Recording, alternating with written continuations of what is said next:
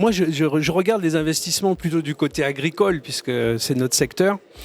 Et je n'arrêterai pas de redire à tout le monde que investir dans l'agriculture, c'est garantir le meilleur retour sur investissement pour les individus et pour les États. On a toutes les preuves scientifiques pour ça. C'est la meilleure manière d'investir, c'est le secteur agricole. Y compris l'agro-processing, enfin jusqu'aux consommateurs. Hein. Mais c'est là où il faut investir. Le tourisme, c'est bien, l'industrie, c'est bien, mais l'agriculture, c'est encore beaucoup mieux. C'était sur la sécurité alimentaire, donc comment est-ce qu'on arrive à résister au choc et à être plus résilient dans le futur. Ce que j'ai retenu, c'est... Alors, il y a plusieurs choses, hein. On ne va pas refaire un panel d'une heure, bien sûr. Mais d'abord, 2050, 2 milliards d'individus en Afrique, et il faut qu'on arrive à les nourrir. Et, on n'aura pas 1 hectare de terre en plus, d'accord ? La population augmente, mais pas la superficie du continent. Donc on a intérêt à produire mieux, on a intérêt à produire sans toutes ces pertes. Alors, c'est ce qui a été pour moi très intéressant d'entendre. Si on était capable de supprimer ou de réduire très fortement les pertes après récolte, on a largement de quoi nourrir toute la population africaine aujourd'hui déjà. Ça, c'est un. La deuxième chose, nous, du point de vue des engrais, si on est capable d'améliorer l'efficacité des engrais qu'on utilise déjà, on est capable de quasiment doubler la production avec la consommation qu'on a.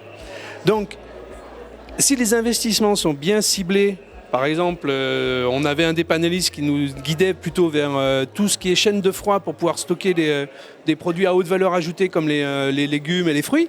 Okay. Si on a des agronomes et de la recherche qui vient en appui d'organisations comme les nôtres pour avoir des meilleurs engrais plus adaptés aux cultures, etc., on va pouvoir investir de manière très très intelligente et se garantir la sécurité alimentaire sans trop de difficultés, pourvu que les politiques soient claires et avec de la visibilité sur 5 ans, 10 ans. Ça, c'est un gros souci qu'on a également soulevé pendant le panel. Qu'on sorte avec des deals, ok. Bon, nous, on est une organisation à but non lucratif, donc on n'a pas de deal à faire, pour ainsi dire. Non, mais je crois qu'il y a quand même des annonces très importantes qui seront faites sur des investissements de plusieurs milliards. Ce que j'attends, c'est quand même qu'on arrive sur des forums comme ça, c'est qu'on sache avoir autant de grands projets d'investissement de plusieurs milliards de dollars, mais aussi beaucoup de multiples deals sur des montants qui sont bien plus petits de 1, 5, 10, 15 millions de dollars, où c'est là, on doit construire le tissu des PME, et c'est peut-être un petit peu ce qui manque, d'accord ? C'est d'avoir cette capacité de supporter les PME et les startups, en fait. Hein ? Donc on va voir, mais je suis optimiste qu'au moins cet événement-là va apporter quelques idées de financement importantes pour le continent. D'accord ?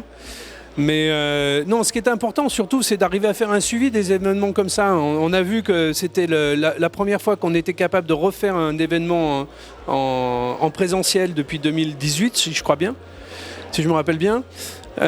Donc ça veut dire qu'il y a quand même eu des contacts qui se sont perpétués entre 2018 et 2022.